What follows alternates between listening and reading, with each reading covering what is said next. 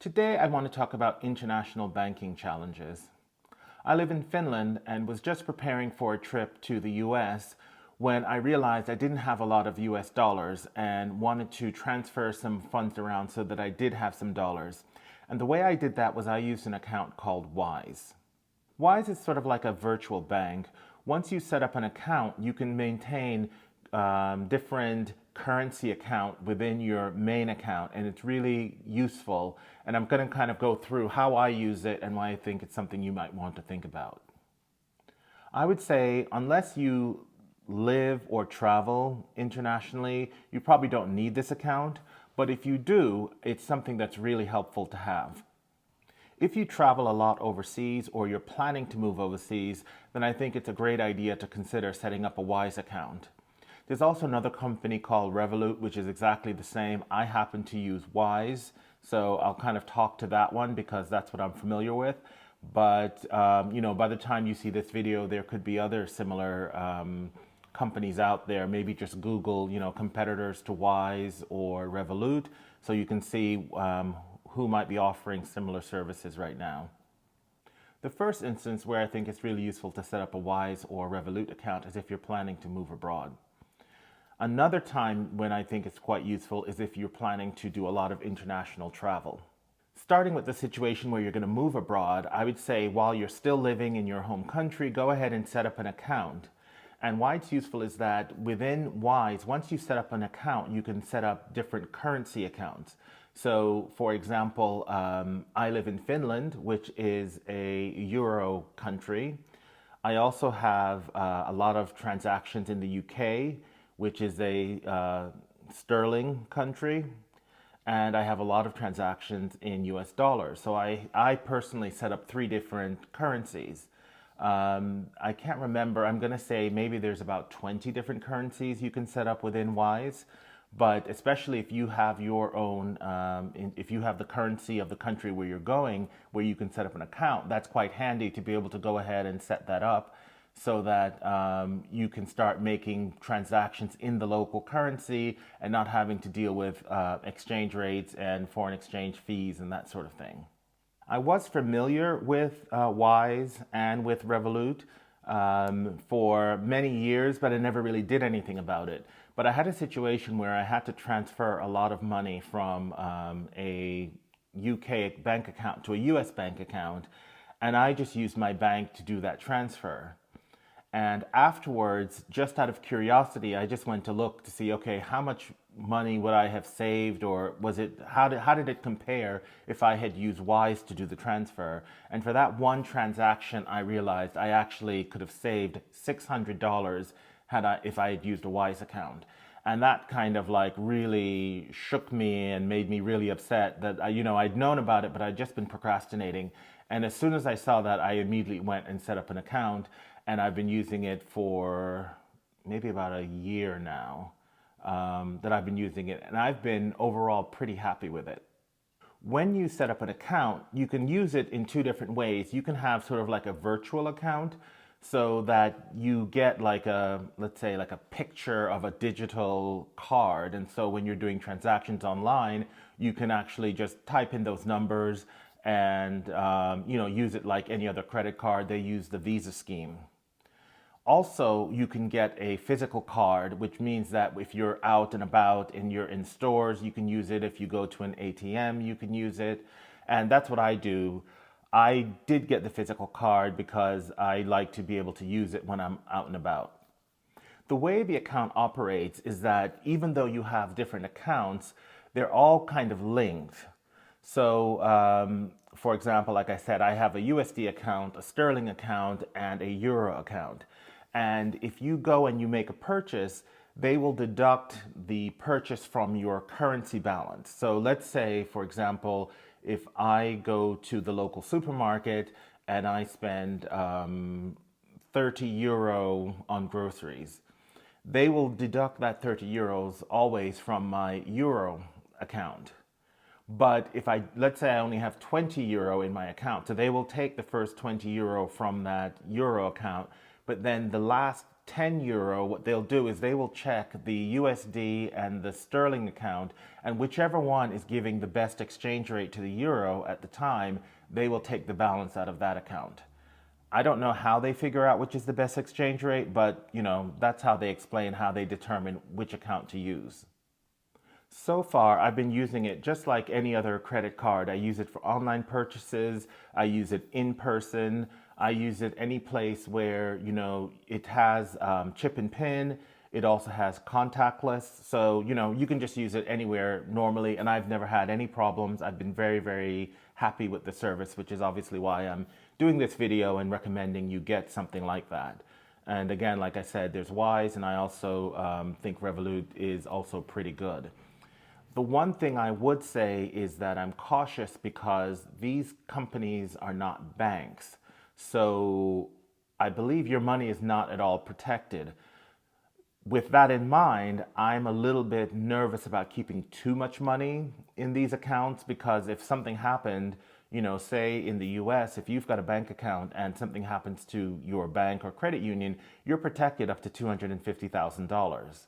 In this case, if something were to happen to Wise and for whatever reason my money was lost, I believe I would just lose that money. So I try to keep, even though I use it a lot, I don't like to have a big balance on the account. I keep the money in my bank and then I will, transfer money as and when I need it.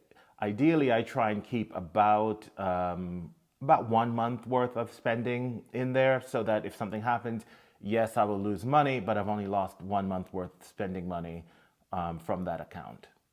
Speaking of keeping limited funds in your account and then doing transfers, it's useful to kind of have an idea of how the transfers work. Basically, you can go into your bank account and you transfer it as if you're transferring money to any other bank account, because for every single currency account you have, it has a unique identifier with like a account number and a sort code or an IBAN number or a routing number and an account number in the US. So you can do that and just transfer money as if you're transferring it to another account. The only thing you have to be careful about is timing. From the UK, that's, from my experience, is the fastest. I can usually transfer money from my UK bank to my Wise account in less than a minute. I think it takes maybe 15 seconds to get the money from one account to the other. The next fastest is the euro, and I can get money from my euro account, my euro bank to my account at Wise, usually in 1 to 3 days. It seems to kind of depend. It's never instantaneous, at least 24 hours, but it can take up to 3 days for that to show up. And then in the US, it takes, let's say, 3 to 5 days in order to get the funds to show. Now, I've just had a funny, kind of a strange situation where I had tried to transfer some money and it was rejected. And after speaking to the bank, they informed me that because Wise is not officially a bank, they won't let me do like a bank-to-bank transfer like I was just kind of indicating you could. Instead, they said I can do a wire transfer, but they charge me $25 to do wire transfers.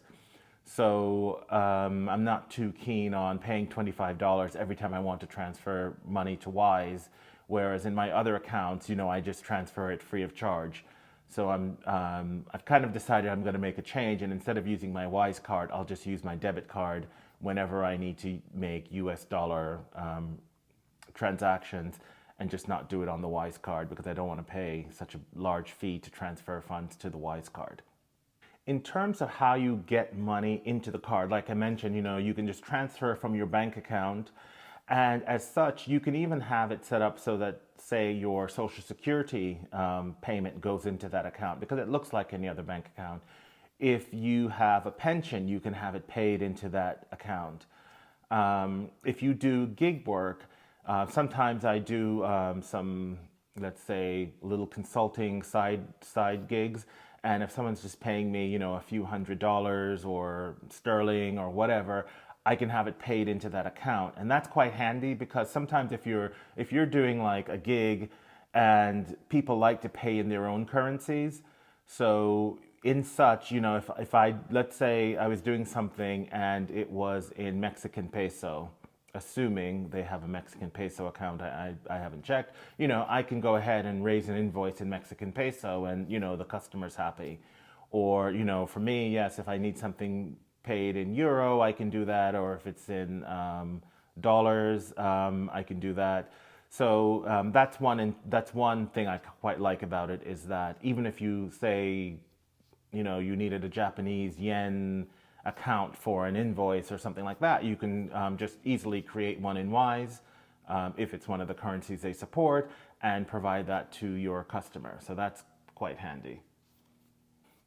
So similar to pension or social security, you can have your salary actually deposited directly into a Wise account as well. But as I mentioned before, since it's not a bank, I'm not really that comfortable with that. I would not want to have any ongoing deposits going into that account. I'd rather have it go into a bank account and then transfer it out. But that is an option that you can use. And in terms of getting money out of the account, obviously you can transfer money back into any of your bank accounts. You can use it online to make payments. I kind of like using this as a way of making payments online as opposed to a credit card or a debit card because it's a little bit more of a separation in case something was breached and someone got a hold of the number. The other thing you can use it for is, as I said earlier, as like a contactless. And so, if you're just, let's say if you're in London and you're using the underground, you can use that as, to tap and go. You can use it in coffee shops and places like that. Another option is to use it for, you could set it up with like, say, your Apple Wallet. I normally don't use Apple Pay, but I am actually in the US right now, and I have set it up on my iPhone, and I'm using it when at the moment I use it primarily when I'm taking the bus, and I can use it to pay for my bus fare. In summary, as someone who lives abroad, I often have situations where there's a glitch in my bank. Something's happened, my account is frozen, they see a foreign transaction, and I never want to get myself caught out. So I always want to have some sort of backup. And for me, I use Wise as one of my backups. I do have accounts in the US, in UK, and in Finland. So I can always use, if I have a problem with my Finnish bank account, I could try my UK bank account or my US bank account. But because of currency, I may not want to do that. So, if I'm somewhere in the Eurozone and my Finnish bank account, for whatever reason, doesn't accept a transaction, I don't necessarily want to use, say, my British bank account because I'm going to be hit with fees and bad exchange rates. So in those cases, I can just use my Wise card. And technically, I would use my Wise card as my first choice. And then if there was a problem with that, then I would actually use my Finnish bank account as my backup. So from my own experience, I think it's a good second option or even third option to have. And I would recommend that anyone that's traveling a lot or living or working overseas, consider getting something like a Wise or a Revolut card. That's it for today's discussion. I hope you found it useful. And if you have any questions, go ahead and leave a note and I will respond. Thanks. Bye-bye.